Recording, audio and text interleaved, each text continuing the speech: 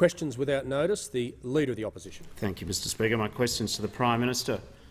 In 2015, the Prime Minister and I tasked the Referendum Council with consulting Indigenous Australia on their preferred form of constitutional recognition. 12 regional dialogues and a national summit later, the Referendum Council unanimously recommended a constitutionally entrenched voice to Parliament. As this is now Indigenous Australia's preferred model for constitutional change, will the Prime Minister reconsider his initial opposition to this proposal and join Labor in advancing the design of this proposal? Hear. The Prime Minister has the call. Thank you, Mr Speaker. We honour and respect the work of the delegates to the Uluru Conference and the authors of the Statement from the Heart. We honour them by speaking the truth.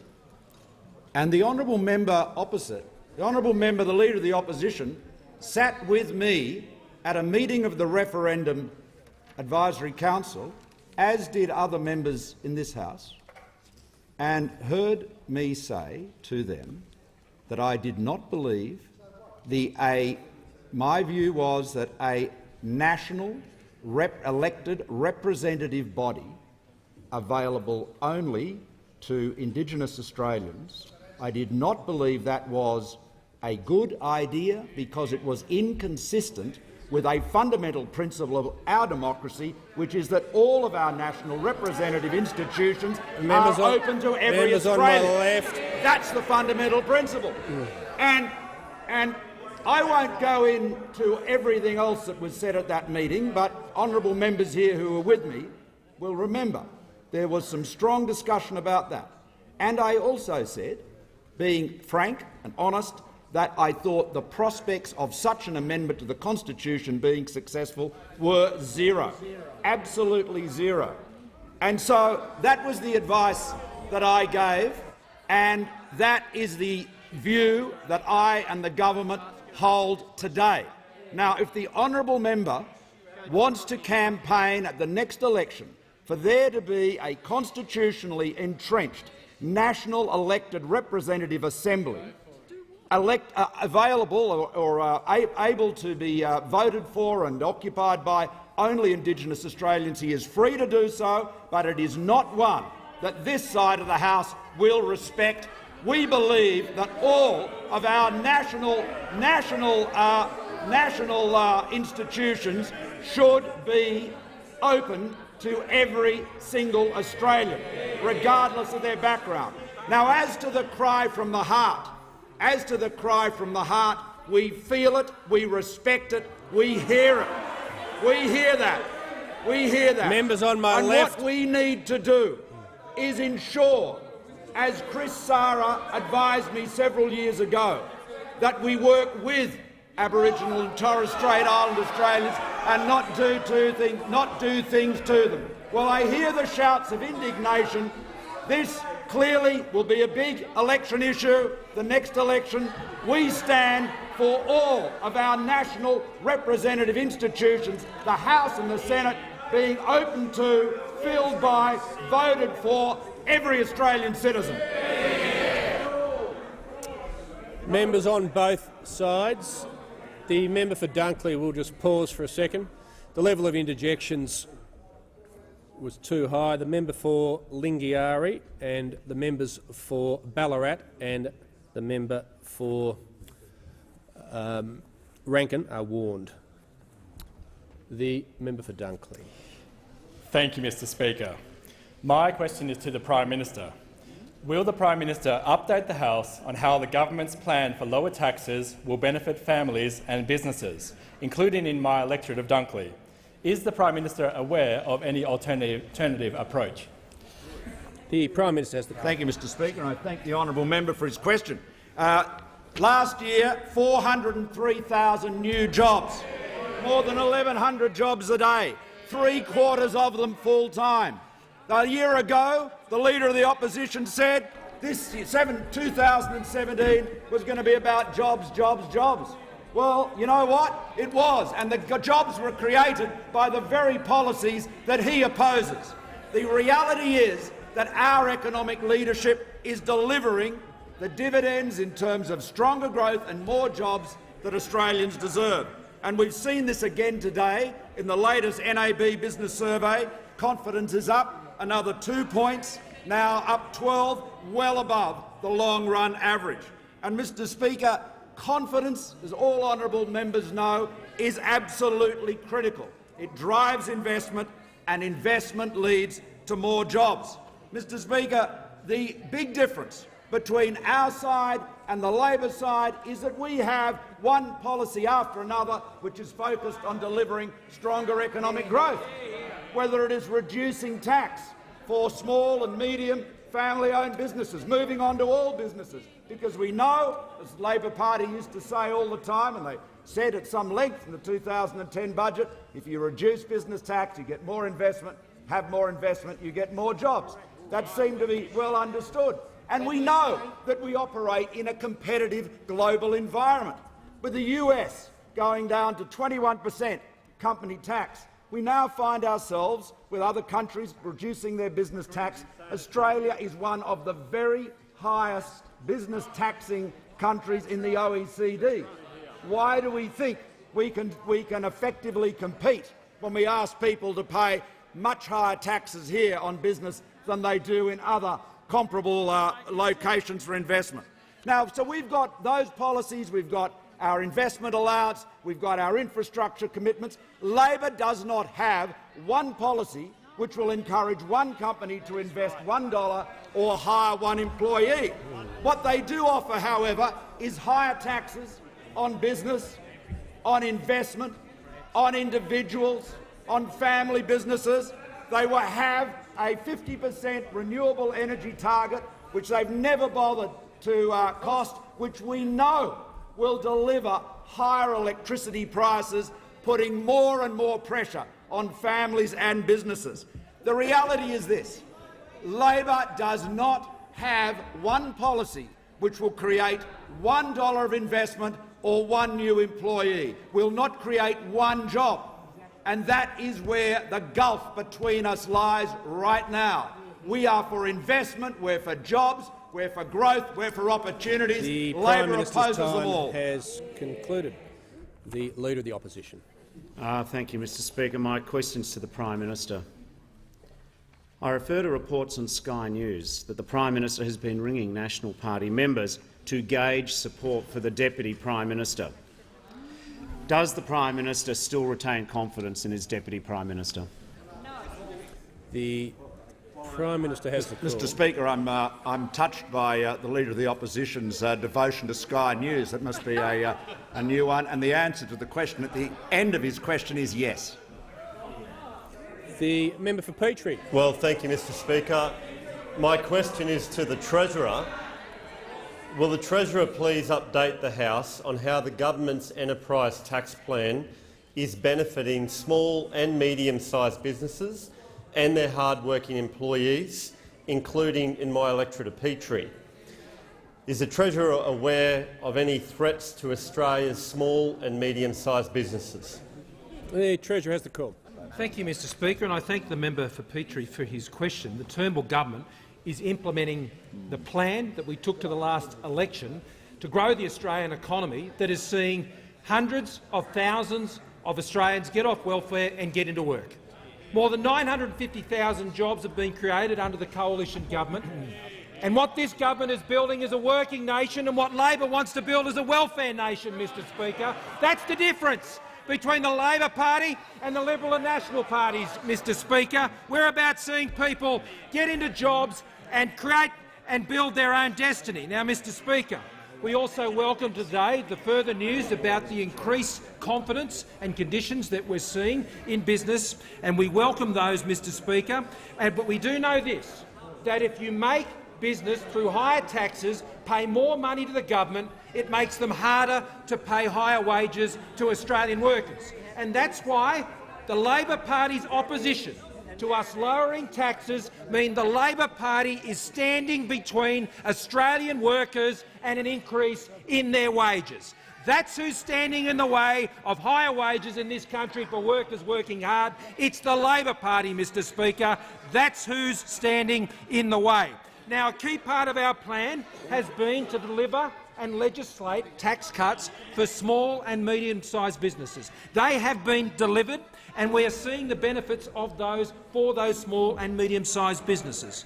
But it is sad to know, Mr Speaker, that the member for Rankin just today has told the Western Australian that the Labor Party does not support tax cuts for businesses of greater than $2 million. He said this very clearly. He told the Western Australian that Labor only supports tax cuts for genuinely small businesses of a turnover of below The Treasurer $2 will million. resume his seat. Mr Treasurer will resume his seat.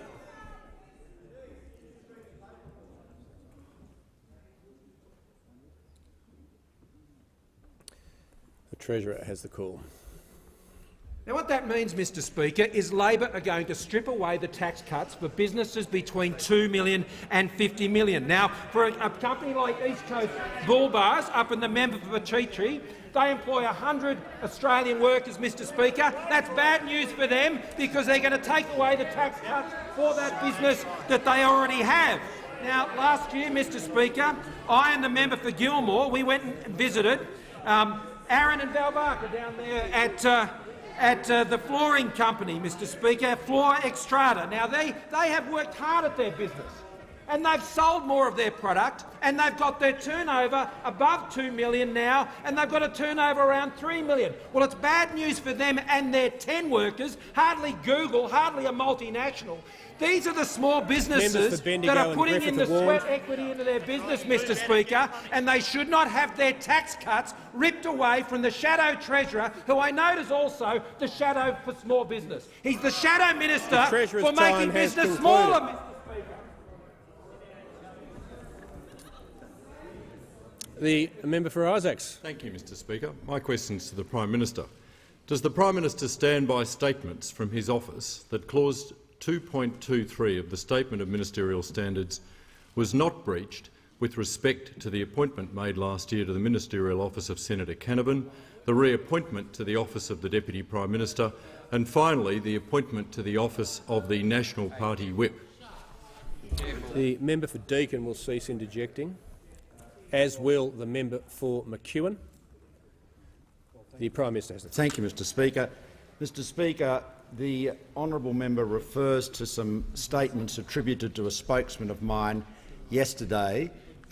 Those statements were, I'm advised, followed a background discussion. They were not authorised by me, but I will answer the question. No, I'll answer the question. Members on my left. As the Deputy Prime Minister confirmed in his statement of Saturday, the 10th of February, and again in his statement this morning, the Nationals are responsible for decisions relating to staffing in the Office of Nationals members. He confirmed that the Prime Minister's office has an administrative role in informing the Department of Finance of changes. All ministers are bound by the ministerial The Prime Minister standard. will just pause for a second if he could resume his seat. I'm going to make it very clear. Members expect me to listen to the question, to adjudicate on it, and to listen to the answer, which often is then the subject of further questions. My level of tolerance for interjections is now very low. Everyone has fair warning.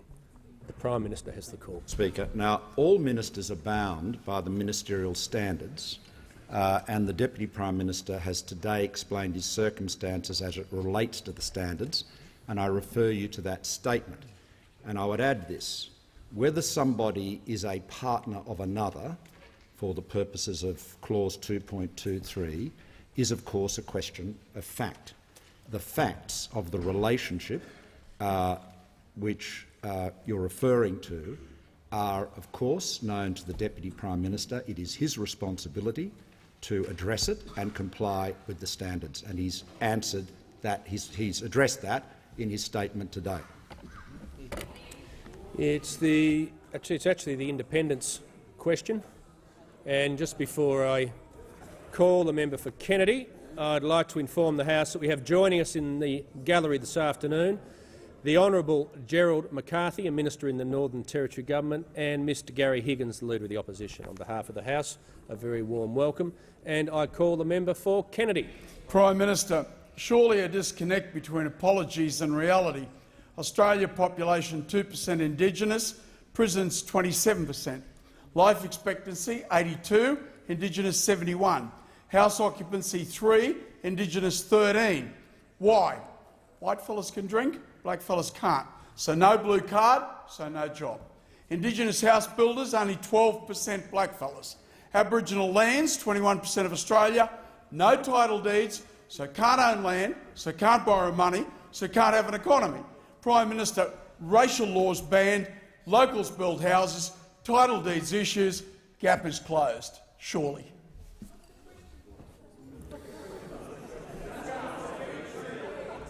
Well, members on both sides. Just before I call the Prime Minister, which I'm being very generous in doing, I've cautioned the member for Kennedy before about this being question time, not statement time. I'm going to be very lenient and say I did hear a why in there, and I'll ask the Prime Minister to address. Mr Speaker, in the words of Tony Jones, I think I should take that as a comment rather than as a question. But I will.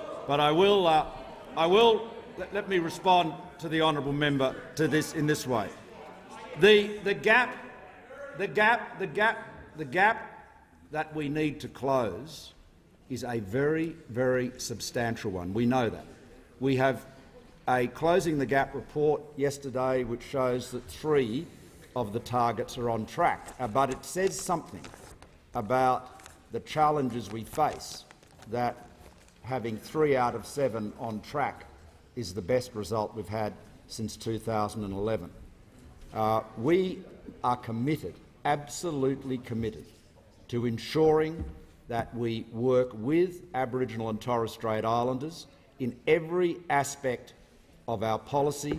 We are doing so, I believe, more and more effectively than ever, and I thank the honourable member for his observations, and we'll continue our work, to which I know we have a common commitment with, whatever our difference may be on constitutional matters, in respect of the substantive objectives, the substantive targets covered by Closing the Gap, and the new targets, additional targets that will develop out of the Closing the Gap refresh. I know we're all committed to that, and I look forward to working with the honourable member and all other members towards achieving that goal. The member for Mallee. Thank you, Mr Speaker. My question is to the Deputy Prime Minister, Minister for Infrastructure and Transport. Will the Deputy Prime Minister outline to the House how the Coalition Government's investment in road and rail infrastructure in Victoria will drive employment opportunities for hard-working Australians? Is he aware of alternative approaches? The Deputy Prime Minister has the call.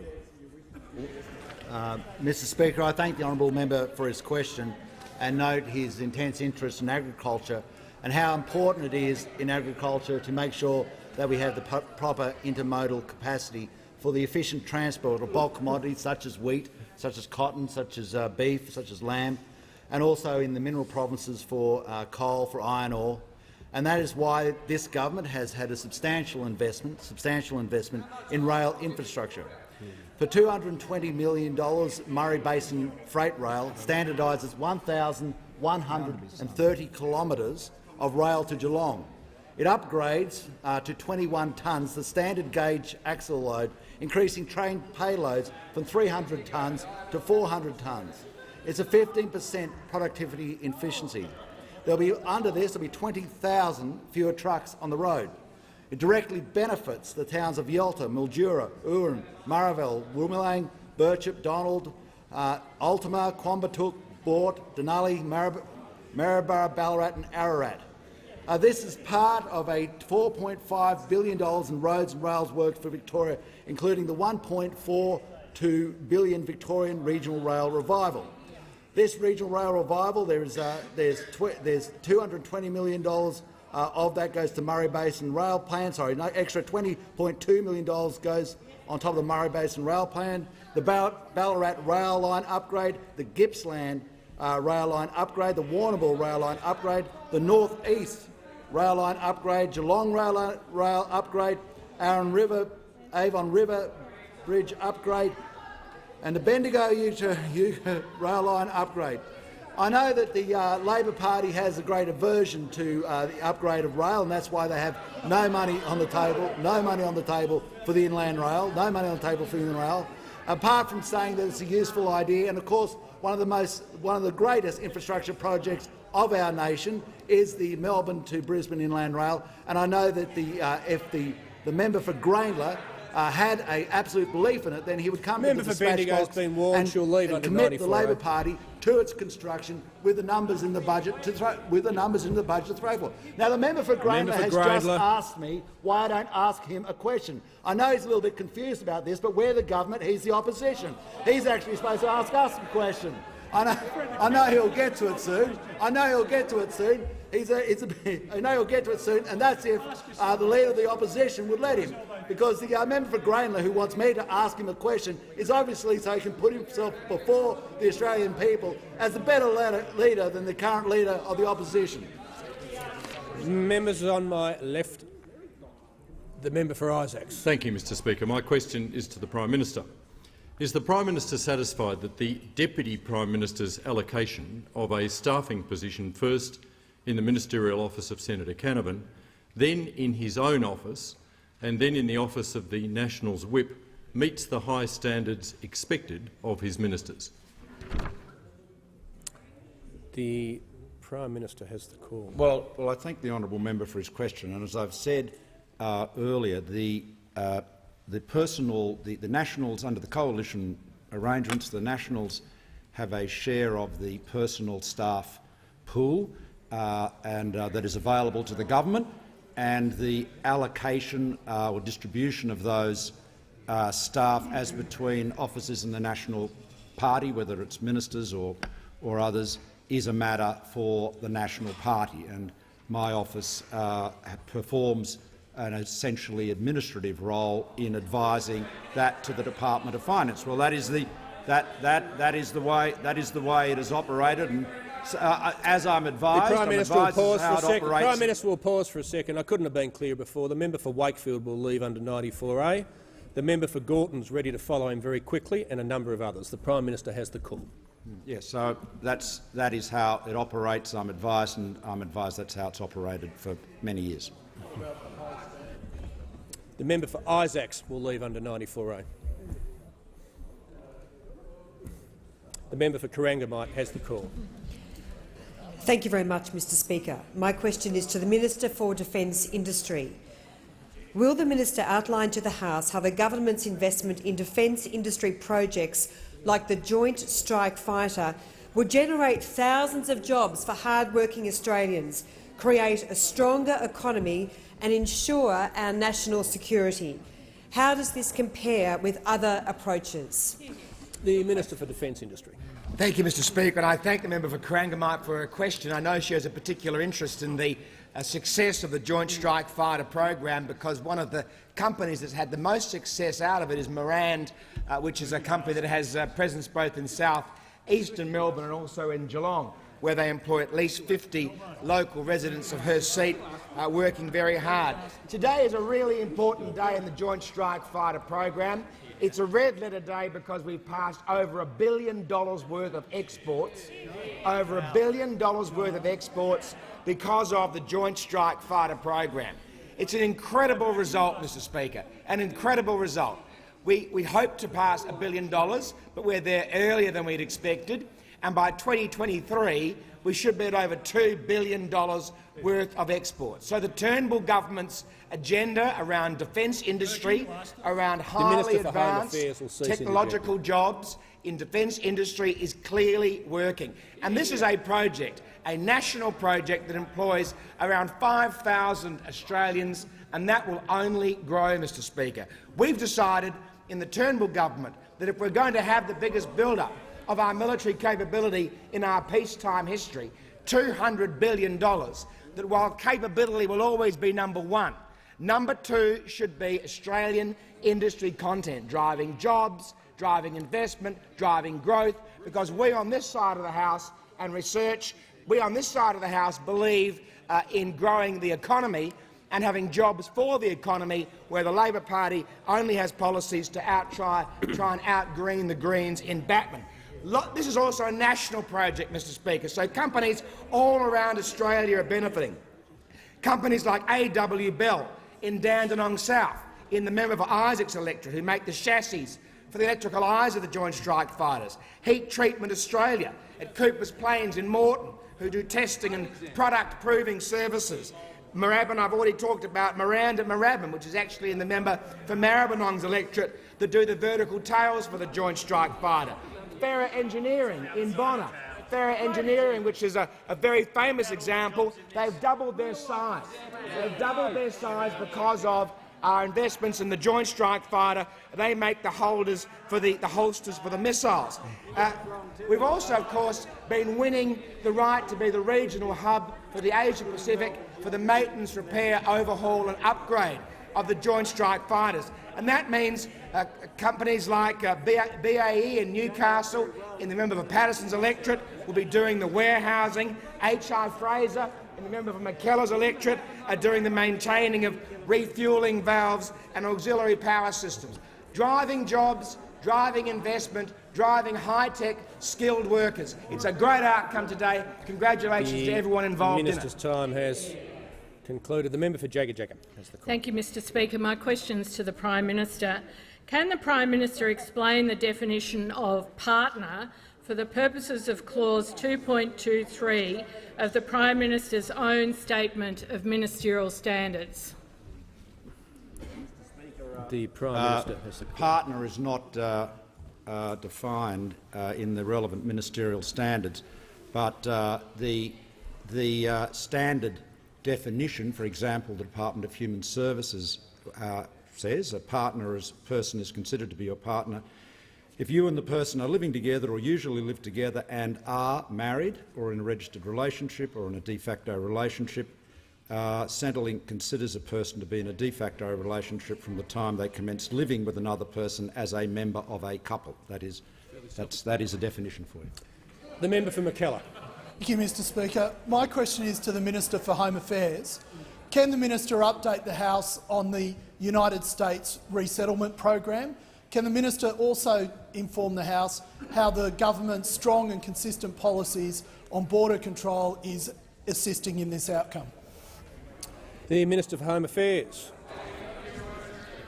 Well, Mr Speaker, I thank the honourable member very much for his question and thank him for his interest, like all of those on this side of the parliament, those that are interested in cleaning up Labor's mess in relation to border protection.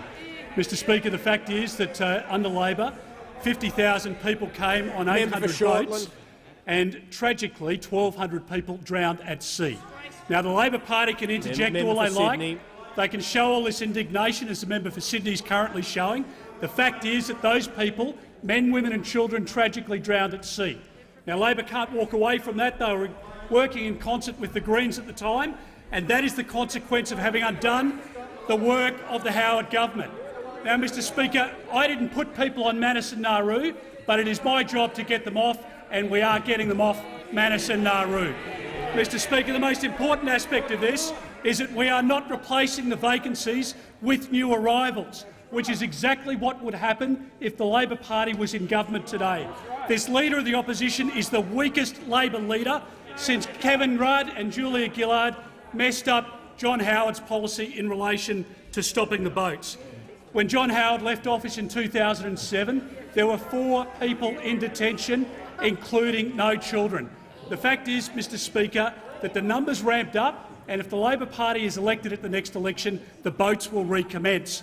Tragically, the deaths at sea will recommence, and Labor, as I say, can scoff all they like, but that is the reality of the situation. History demonstrates it, and we have no doubt that that's what would be provided for under a Labor government. Now, I'm very proud of the fact, Mr Speaker, that under this Prime Minister we were able to negotiate an arrangement with the United States, bearing in mind that many people on Manus and on Nauru, for that matter, unless they voluntarily consent to go to a third country, cannot be removed to that country. Now, we've been very clear that if they come to our country, and the intelligence demonstrates this, that is a very prime opportunity for people smugglers to again market Australia as being open for people to arrive on boats. The Prime Minister brokered a deal with President Obama. It's been honoured to his credit by President Trump, and I'm pleased to announce that we have now seen the departure of 135 refugees to date, including in the last 72 hours some people who have been lifted from Manus and from Nauru. Now, this cost us billions and billions of dollars, but frankly it pales into insignificance compared to the lives that were lost at sea. We have almost 4 years now since we've had a successful people smuggling venture. We've got 8,000 children out of detention. We've closed 17 detention centres. But the fact that this Leader of the Opposition, for crass political purposes in the seat of Batman, where there is an upcoming by-election, has completely sold out the success of Operation Sovereign Borders, says more about him than anything else. The minister's time has concluded. The Leader of the Opposition. Thank you, Mr Speaker. My question is to the Prime Minister. While the allocation of certain staff has been delegated to the National Party, the enforcement of the Prime Minister's statement of ministerial standards is the sole responsibility of the Prime Minister. So I ask, does the Prime Minister have complete confidence that the Deputy Prime Minister's allocation of staffing positions meets the high standards expected of his ministers? The Prime Minister. Well, thank you, Mr Speaker. The honourable member has not made any case to support the proposition that the staff movements he's referring to were in breach of the ministerial code. The question of whether members on my list. The staff member concerned was a partner is a question of fact, as I said in response to the member for Isaacs. The Deputy Prime Minister has set out the facts. Members can form their own conclusion about that, but I've provided the description of partner, and it is essentially a cohabitation, a marriage-like relationship, hence the term of marriage or de facto. So I think the circumstances are clear, but the honourable member has not been able to establish a breach of the ministerial standards or allege one. If he wishes to do so, he obviously has the opportunity here. The member for Macmillan. I'm afraid my question is pretty mundane, Mr Speaker. My question is to the Minister for Small Business, Family Business, the Workplace and Deregulation. Will the minister update the House on action the coalition government is taking to support businesses, including small and family businesses, so that they have the confidence they need to grow and employ more hard-working Australians? Is the minister aware of any alternative approaches? The Minister for Small Business.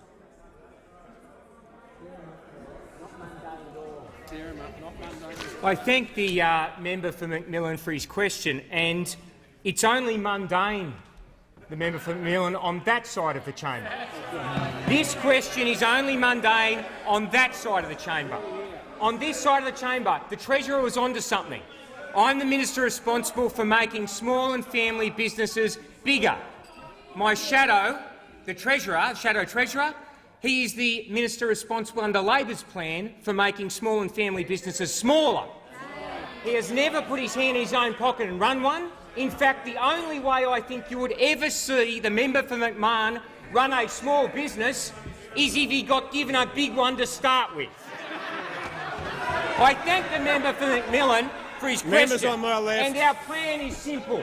3.2 million small and family businesses are already seeing the benefits from our enterprise tax plan tax cuts. And what's happening as a result? A record year of employment. What are businesses doing? What they've always done. Reinvesting in themselves, growing and employing people. 403,100, 75% of them full-time. But it's not just our economic policies. There are employment policies that run hand in hand with this, such as the Youth Jobs Path, coming up to its first anniversary. And those opposite laugh, but the results are in. 63% of the people that have participated in some aspect of PATH in the past 12 months have received employment. Nearly 70% of the young people that have taken internships have found employment. Noel's panel worker, Noel's panel beating shop in the member for Macmillan store. I rang Cheryl this morning.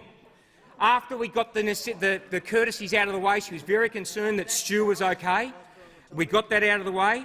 Cheryl's run the business for 16 years, Mr Speaker. 6 employees. Her most recent is Chanel, a 18-year-old female who has started from a transition to path program and is now employed as a spray painter in that business. An outstanding result. This is the example of the plan across the board that is being implemented on this side of the House. What do we have opposite? We have a plan that is constructed by Sally McManus, repeated by the member for Gorton, and then becomes Labor Party policy under the Leader of the Opposition. If they get elected into these benches, our economy would fall in a hole. The last year that they were actually in charge of the economy, jobs grew by 89,300 in total. The number of full-time jobs, Mr Speaker, actually fell. We have a plan. We're implementing it. It's working. The results are in across the board, and we won't stop. The member for Grayndler. Thank you, Mr Speaker. My question is to the Deputy Prime Minister and Minister for Infrastructure. And I refer to the Coalition Government's budget papers and the final budget outcome document. Is the Infrastructure Minister aware that the difference between what was promised in each of the budget papers and what was actually invested in Queensland's infrastructure is $1.0289 billion? How does the Minister explain this over $1 billion cut in real terms just in Queensland's infrastructure, and how many jobs for Queenslanders would have been created had this investment actually occurred and not just been promised? The member for Wright will cease interjecting, as will the Leader of the House. The Deputy Prime Minister and Minister for Infrastructure. Well, Mr Speaker, I thank the honourable member for his question and note that in equity and grant funding the Coalition has spent far more than the Labor Party ever spent in any year. And what we can obviously see, and we mentioned Queensland, Mr Speaker, and I'm happy to go through some of the investments that are happening in Queensland. Obviously, the Bruce Highway, which is about $6.7 billion, which we're putting towards that, of a total funding of an $8.5 billion project. We're also noting the M1 Pacific motorway. We're putting $225 million towards a total funding of $402 million. The Gateway Upgrade North, where we're putting close to $1 billion, $914.2 million, towards a $1.142 billion project. The Toowoomba Second Range Crossing, and this is something that's vitally important to the member for Groom. Something was also fought for by the former member for Groom, Ian McFarlane, and what we are seeing there is about a $1.1 billion investment by the Commonwealth to close to, I think, at about $1.3 to $1.6 billion final cost. The Warrego Highway upgrade, we were out there the other day with the Prime Minister and seeing $508 million of Commonwealth money to a $635 million project. Now, the Minister also, the member for Grayndler Deputy also— Prime Minister will just resume his seat for a second. The member for Moreton will cease interjecting. The member for Grayndler on a point of order. Thanks, Mr Speaker. On direct relevance, my question went very specifically to the $1 billion cut in real terms that has occurred between what they promised and they've delivered. I thank the member for Grayndler. If he could resume his seat. The member for Petrie will cease interjecting. I've listened very closely, obviously, to the answer so far. The Deputy Prime Minister might not be answering the question in the way the member for Grayndler would prefer, but he is relevant. The Deputy Prime Minister has the call. Thank you, Mr Deputy Speaker. I might just close by saying that when the member for Grayndler was both the Deputy Prime Minister and the Minister for Infrastructure and Transport, in his final budget, infrastructure spending went down. The member for Boothby. Thank you, Mr Speaker. My question is to the Minister for Urban Infrastructure and Cities. Will the Minister update the House on how the Coalition's infrastructure investment program is helping to drive investment in our urban areas and generate more and better paid jobs for hard-working Australians? Minister, how is this plan benefiting communities in my electorate of Boothby and across South Australia more broadly? The Minister for Urban Infrastructure. Well, I do thank the member for Boothby, who is a terrific champion for urban infrastructure, including in her electorate. And why wouldn't she be? Because thanks to her advocacy, the Oakland Crossing, a very important project, $174 million, $95 million from the Commonwealth.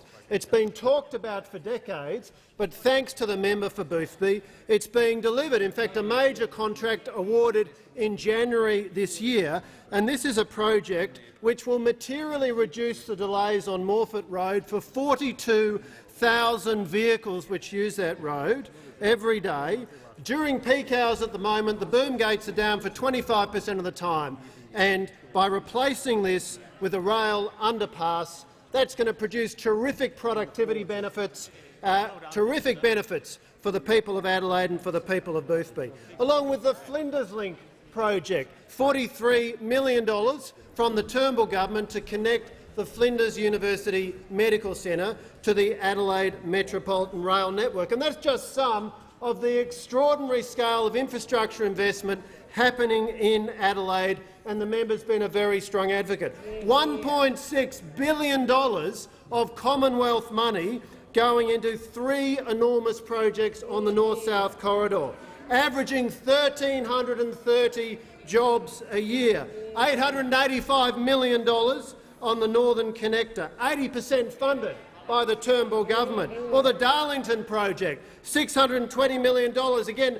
80% funded by the Turnbull government, by the federal coalition. And I tell you what, if you had to wait to rely on state Labor to deliver these projects, you'd be waiting a very long time. But thanks to the Turnbull government, we are delivering in Adelaide, in South Australia, as part of an infrastructure spend of $9 billion in 2017-18 and $10 billion in 2018-19, and part of a massive infrastructure spend all around the country. The Deputy Prime Minister has just run through some of the projects, but there's such an enormous list that I can find plenty of others to mention. The M80 Ring Road in Melbourne, the Tullamarine Freeway in Melbourne, North Link in Western Australia, the Perth to Airport Forestfield Link, the Metronet project in Perth, $792 million of Commonwealth money, the 2 projects on the M1 Pacific motorway in Queensland, Queensland's Gateway Upgrade North. And of course, these are delivering jobs in enormous numbers. Western Sydney Airport will be responsible for 11,000 jobs. And at the same time, what does state Labor do? In state after state, they cancel projects. They cancelled East West Link in Victoria, they cancelled Perth Freight Link in Western Australia, and the member for Grayndler tried to walk away from WestConnex in the 2016 election. Labor fails to deliver infrastructure. The member for Grayndler. Thank you, Mr Speaker. My question is again addressed to the Deputy Prime Minister and Minister for Infrastructure. And I refer the Deputy Prime Minister to the fact that at the very time the national road toll has been increasing after decades of decline, why do the budget papers show that of the $232 million allocated to the heavy vehicle safety program over the last 4 years, only $125 million, or half, was actually invested?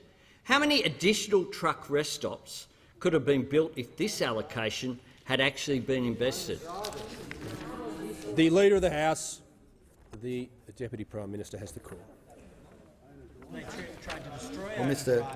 Mr Speaker, I thank the honourable member for his question, and might I remind the House that in Labor's last budget, 12-13 to 15-16, the forward estimates, they had $18.9 billion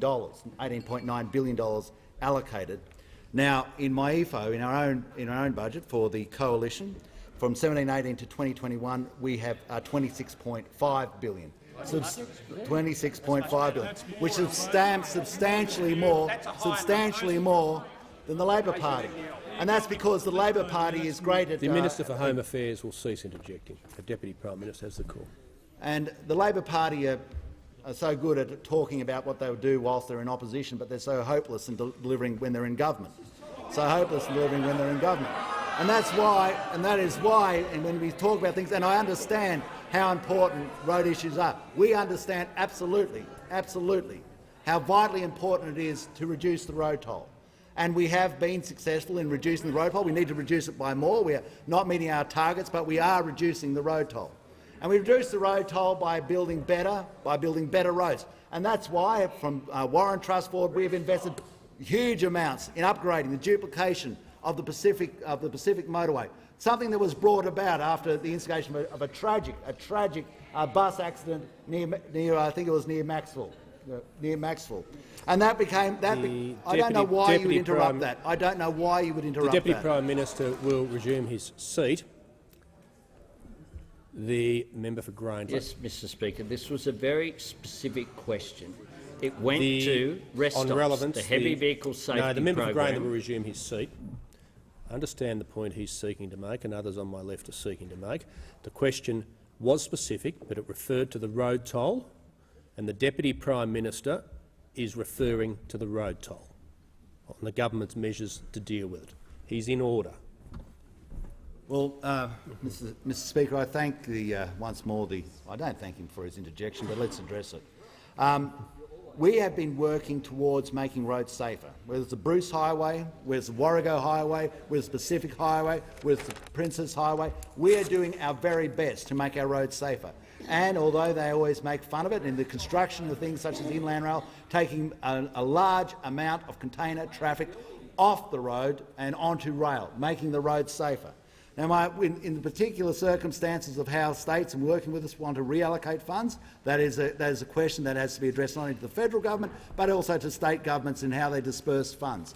What I can say is that if you look at the Labor Party's record, especially with owner-operator drivers in the trucking industry, they have absolutely nothing to be proud of. The member for O'Connor. Thank you, Mr. Speaker. My question is to the Minister for Social Services.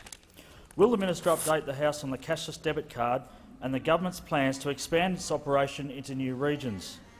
How has the government approach been received by local communities, including in my electorate of O'Connor? Who is it up there that wants to go out for an hour? Member for Chifley's trying to dob someone in. The Minister for Social Services has the call.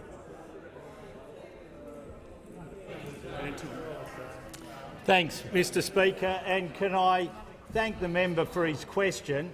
And I know that he will welcome the news overnight that the passage of the cashless debit card legislation went through the Senate. Yeah. And he'll welcome the support from this side and he'll welcome the support from the crossbenchers.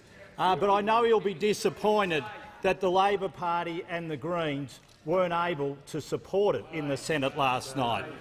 But it has to come back to the House and it'll probably come back today, so I would ask the Labor Party to reconsider their position, because not only do we want to roll this out in Kalgoorlie, but we'd also like to roll it out in Hinkler as well, and their support would be invaluable in that cause. Mr. Speaker, the reason we want to roll out the cashless debit card is because it is making a difference to people's lives on the ground. And those communities were looking for outcomes. They were sick of being told that policies would work when they weren't. And I quote from the Senate inquiry into the bill in late 2017, the Shire of Leonora CEO, Mr James Epis, who said, "In the last 3 years, it has been devastating to see the escalation of antisocial behaviour between individuals caused by alcohol and drugs. This has often reached crisis level." And the Shire of Laverton President, Mr Patrick Hill, told the committee, "We are at wit's end. We want to see a safe community. We don't want to see this abuse. We don't want to see kids running around with dirty nappies on for a couple of days and no clothes." Mr Speaker, we need to do something. We know that the cashless debit card won't be the panacea for all these social issues, but we know if we try it, if we trial it, if we measure it, if we make sure we follow up, if we put the support service around it, it could make a big difference, and that's why we want to trial it. And can I say to the Attorney-General, can I say to Minister Alan Tudge, can I say to the member for Kalgoorlie, can I say to the member for Hinkler, thank you for your advocacy on behalf of this card, because when we're seeing reductions in use of alcohol by nearly 50%, when we're seeing reduction in drug use of nearly 50%, when we're seeing reduction in gambling of nearly 40%, we can put our hands on our hearts and say, at least we are trying something new. The member for Lingiari. Thank you, Mr Speaker. My question is to the Deputy Prime Minister. Deputy Prime Minister, why do the budget papers show that of the $80 million allocated to the Beef Roads program, less than half has actually been invested upgrading the roads the cattle industry relies on? How much of that money was spent in the Northern Territory, and how many kilometres of roads were addressed? The Deputy Prime Minister has the call. Mr Speaker, I thank the member for Lingiari for his question and note that the Australian government has committed $1.1 billion from 2013-14 to 2020-21 to fund infrastructure projects in the Northern Territory, including the $177 million in 2017-18. This is 1.9% of the national infrastructure investment for the period. The Beef Roads program has been going ahead with Minister Canavan, and some of the key areas we're looking at there, of course, is the Outback Way from Winton to Laverton, for which the Beef Road package contributed about another $25 million. This program is vitally important. It's great to be part of a government that actually had the initiative to do the Beef Road program. The Prime Minister will resume his seat. Has the Deputy Prime Minister concluded his answer? Has the Deputy Prime Minister concluded his answer? Okay. The member for Grey. Thank you very much, Mr Speaker. My question is to the Minister for Health. Will the Minister update the House on how the Turnbull government's investment in South Australia's health care is benefiting patients? Is the Minister aware of any alternative approaches that undermine the delivery of care for those patients? The Minister for Health. Thank you very much, Mr Speaker. I want to thank the member for Grey, who's been a passionate advocate of rural mental health and has fought hard for the new Whyalla Health Headspace, which he recently announced and which is shortly about to open. That's along with other regional headspaces around the country, including Katherine, Melton, Grafton and so many other areas. In his own electorate, though, we've also seen record bulk billing rates across Australia of 85.9%, but even higher with 86.4% across his electorate. And then hospital funding, which in South Australia has seen, on average, a 26% increase in Commonwealth funding over the course of this government's time in office, compared with 6% from the state Labor government. In his area, the figure is even higher. It's a 31.5% increase in Commonwealth hospital funding. So he has been a great advocate for rural mental health and rural hospital and rural bulk billing services, and he's been able to deliver. He asks whether or not, however, there are any alternatives, and there are in South Australia. What we have seen is a government in South Australia at the state level which has been utterly incapable of managing its own hospital service. We've seen the Royal Adelaide Hospital, which was meant to be a great service to the people, become instead a catastrophic Taj Mahal. Not even the member for Grayndler would pretend that he built that one. And how do we know? Because this was going to be a $1.7 billion building. It's now over 2.3. It's a $640 million cost blowout. It was 17 months late. It's been a failure on many, many fronts, and we saw yesterday not only could the South Australian government not keep the lights on at the Flinders Medical Centre with catastrophic results for the parents involved, not only could they not keep the lights on at the Royal Adelaide Hospital, but now we have seen an example that they pledged 2 years ago to deliver mental health care and spaces within the Royal Adelaide Hospital. And last week there was a scandal where a prisoner was shackled to an emergency department bed for 85 hours. 85 hours in a brand new public hospital which did not have the beds that they promised they would deliver on a repeated basis. This is catastrophic hospital mismanagement, and at the same time, what we see is that Premier Weatherill walked away from a $1.5 billion increase in hospital funding to try to make some petty political point instead of standing up for patients on the eve of the South Australian election. So let's be clear. They can't keep the lights on, they couldn't build it in time, they can't keep the patients safe, and that is Labor's approach to hospitals. In the end, they are medic frauds and they're hospital frauds, whether it's at federal or state level. The Minister will resume his seat. The member for CORIO. Thank you, Mr Speaker. My question is to the Prime Minister. Prime Minister, today the Leader of the National Party has resigned. I understand he's also a New Zealander named Bill English. Would the Prime Minister, perhaps for the first time this week, like to reflect on the legacy of a former Leader of the National Party?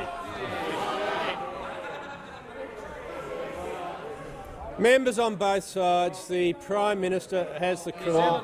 Well, Mr Speaker, Prime Minister will pause for a second. The Prime Minister does not need the help of the Leader of the House. Prime Minister has the call. Everyone needs my help. Prime Minister.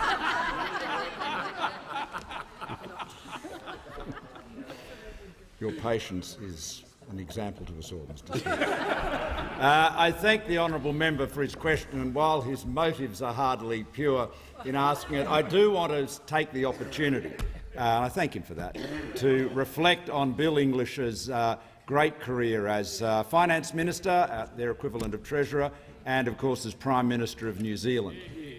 New Zealand, the John Key Bill English coalition leading the Nationals in New Zealand inherited an economy that was on its knees, a budget that was in deficit. They had many challenges, and while we reflect on our challenges in Australia from time to time, New Zealand, while it has been described in The Economist as the Saudi Arabia of milk, isn't blessed with the same natural resources or population that Australia has. So it was a big challenge. They did an extraordinary job, and they brought the budget back into balance. They delivered stronger economic growth. The so-called brain drain of Kiwis coming across the ditch to Australia started to reverse, and it really has been a terrific performance. Well, look, I'm happy to take the opportunity to say that Bill English did an outstanding job as Finance Minister and Prime Minister. He is a great friend of Australia. The job they did in New Zealand is something that has been an example to us, and I just want to remind honourable members that a big part of their economic reform agenda was reducing business taxes. And they recognised that in order to attract investment, they had to increase the return on investment. They did that, and New Zealand, it's got many advantages, but it doesn't have all the economic advantages that Australia has, that's for sure, and they did an outstanding job, that national government. Bill English is a great New Zealander, he's a great friend of Australia, and I know that all honourable members wish him and his wife Mary and their family the very best as they embark on their new adventures. I've been in touch with Bill today, and Luce and I are looking forward to seeing them in Sydney soon. And on that cheerful trans-Tasman note, I'll ask that further questions be placed on the notice paper. I thank the Prime